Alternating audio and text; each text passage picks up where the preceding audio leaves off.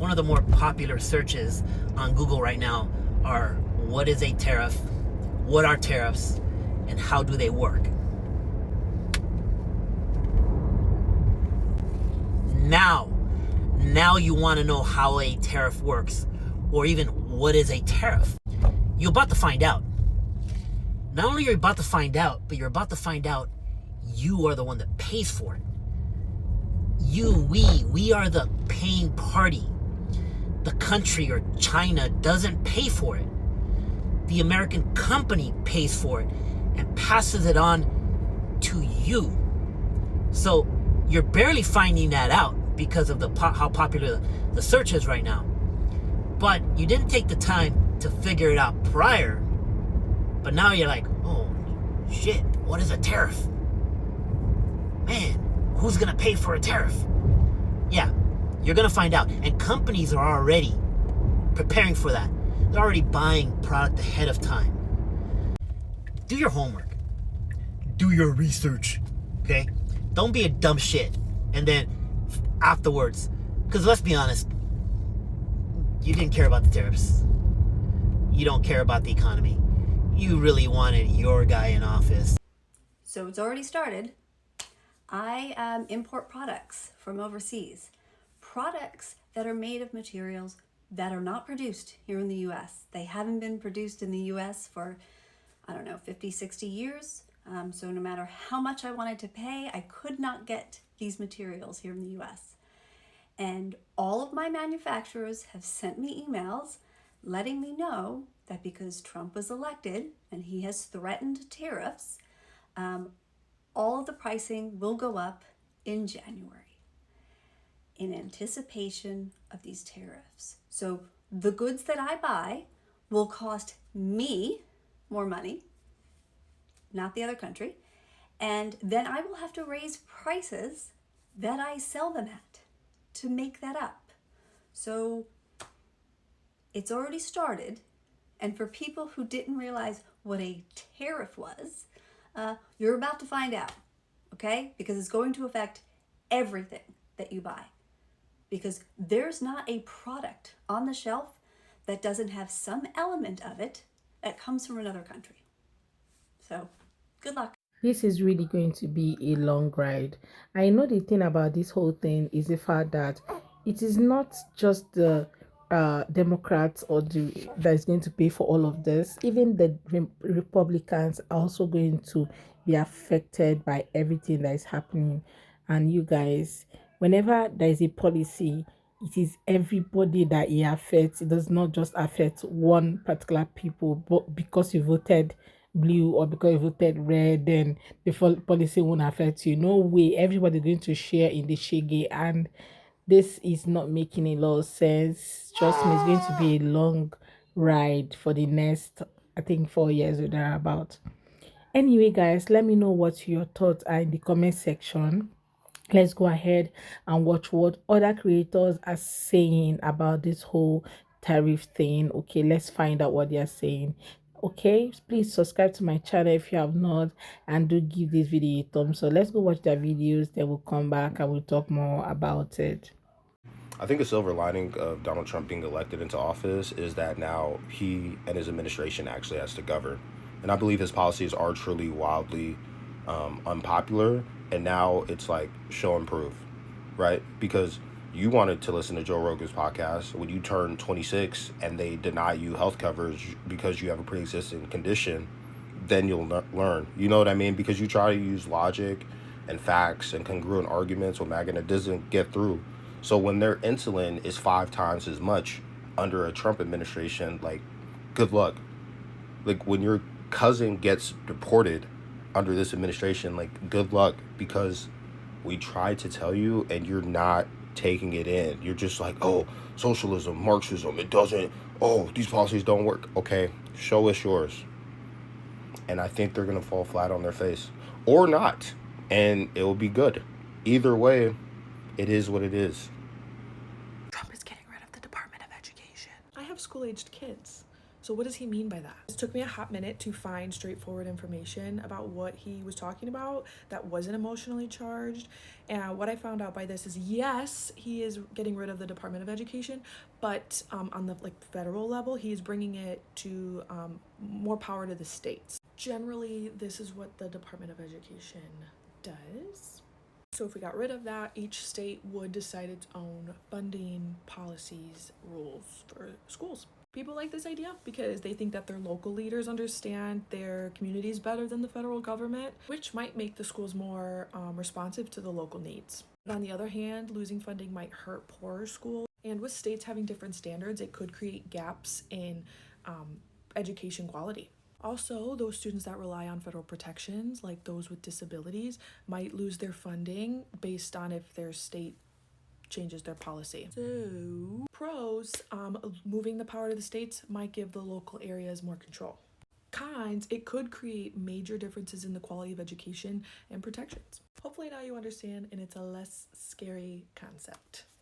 Or more scary, depending on the way you look at it. It's incredible to me how much Republicans have been gaslit by Trump that they're actually better off under his tax plan, because they never were, not in 2017, not now. Here you can see households with incomes of the top 1% benefit the most from the 2017 Trump tax law. You can see also average federal tax change 2025. I think this is super important because people often think time frame, okay, what is going on during that time frame? Who is in office? Oh, it is like a direct effect, and that's never how it works, which is why Democrats really push so often for you to vote on policy and not just look at who's in office when things are happening.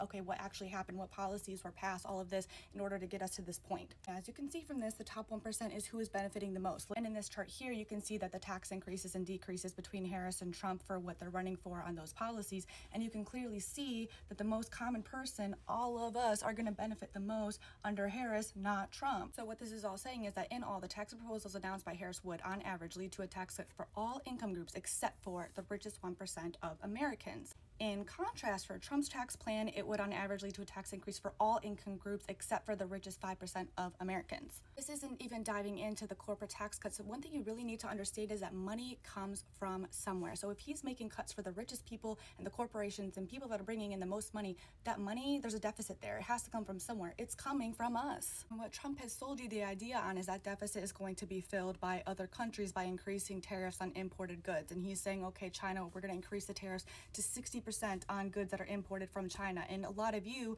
and what he's convincing you of, is that it makes it more expensive for China and those companies over there. Countries don't pay for the increased tariffs. The companies do. And a lot of these are American companies that get their goods from China. And that is why the cost is transferred over to the consumer. I could make a whole other video on tariffs. It is so crucial that you look at the cause and effect of why things are happening and don't just look, oh my gosh, my taxes went up and look who's in office. Not emphasize enough the importance on voting on policy and taking the time to educate yourself on what those policies are and what. Americans aren't smart, and Trump's plans with education are going to further that narrative, degrading the public education system so much that you lose faith to further increase the wealth gap and create a permanent working underclass. Let's hear some of his points, because just like his supporters didn't know what the fuck a tariff was based off of Google searches that day and for the past week, I'm pretty sure they don't know what dismantling the Department of Education will do either. So let's hear Trump's points.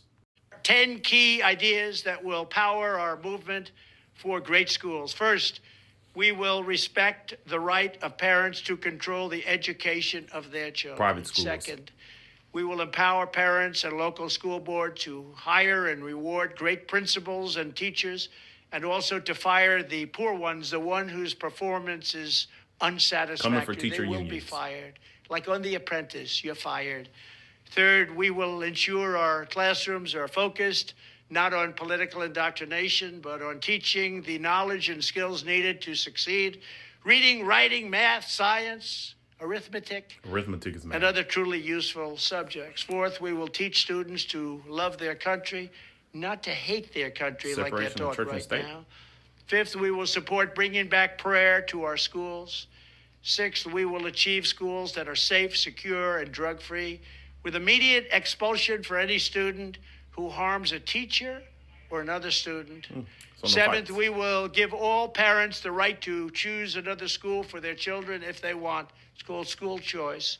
Private Eighth, schools. we will ensure students have access to project-based learning experiences inside the classroom to help train them for meaningful work outside the classroom. Permanent workers. Ninth, we will strive to give all students access to internships and work experiences that can set them on a path to their first.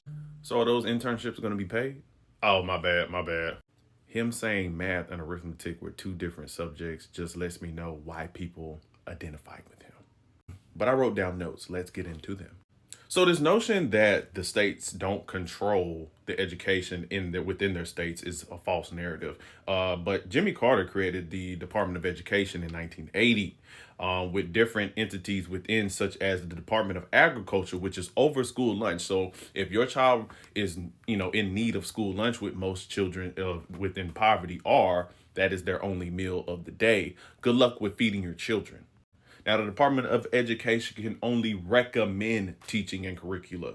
The states and local government agencies are still the ones who are the ones to control the curriculum. However, if they do not take what the federal government is recommending, they can not receive certain funding. So some of the acts that the federal government has passed was the ESEA, which was the Elementary and Secondary Education Act, which funds schools, basically gives schools funding. Also, the HEA, Higher Education Act, which you wonder how your kids get that financial aid for college. That was that, because college used to be free prior to the Civil Rights Movement and desegregation. The IDEA, which is basically the Disabilities Act, providing handicapped children with equal access to education.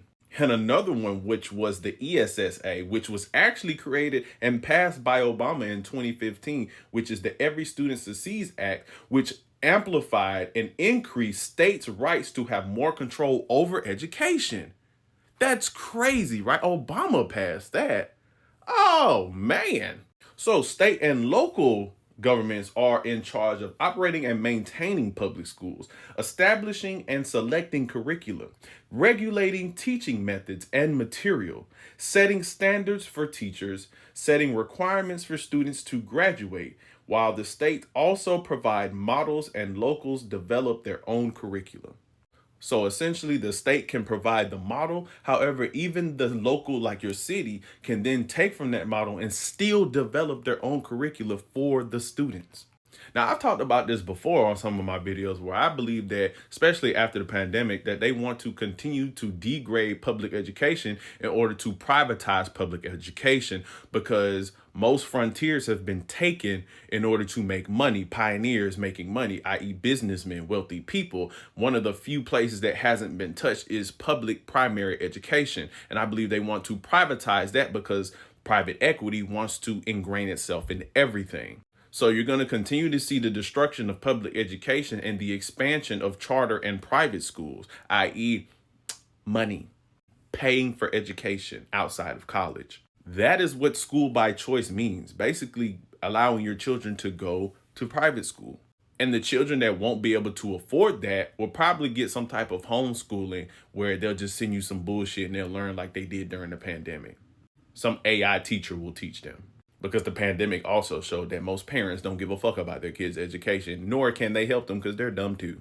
Now, I personally believe that No Child Left Behind was one of the first acts passed by President Bush back in the 2000s, was another attempt to degrade public schooling. However, No Child Left Behind Act basically created standardized testing for schools, i.e. for Title I schools, aka the hood schools, so that they could get funding. Focus was on the disadvantaged kids. It also fired teachers and closed schools. My school was one of the schools that got closed when I was in elementary school that underperformed.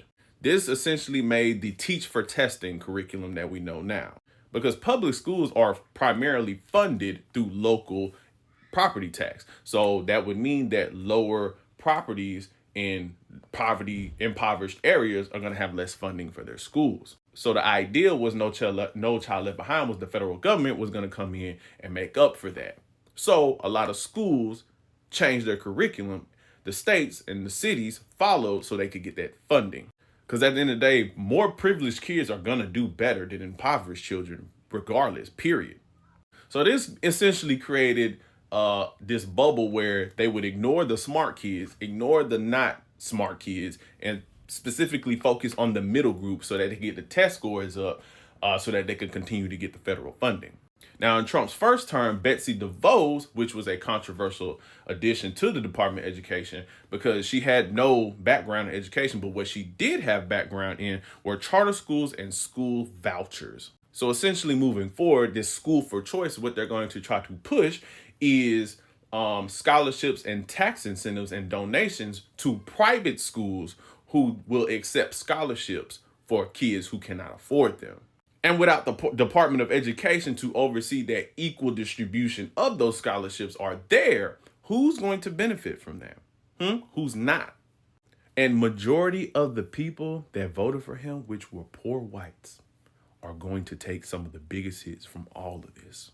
Because the Department of Education was created to balance out the fact that most of your kids were getting plenty of benefits educationally during segregation. So just like those tariffs are going to hit your pocket eventually, soon, just your child trying to get a basic education is going to hurt your pockets. Like I said, further increasing the wealth gap. And you guys continue to think that y'all are on the same team just because you're white. You know how people just vote and think that everything is going to be fine, not knowing they were voting against themselves. This is exactly what is happening right now, because I see a lot of people saying, oh, can we cancel our vote? How are you going to cancel something that's already been read and everybody already know who won and all of that? That's not possible. You've casted, okay, and you're going to bear the consequences and everything. Anyway, guys, let me know what your thoughts are in the comment section, okay?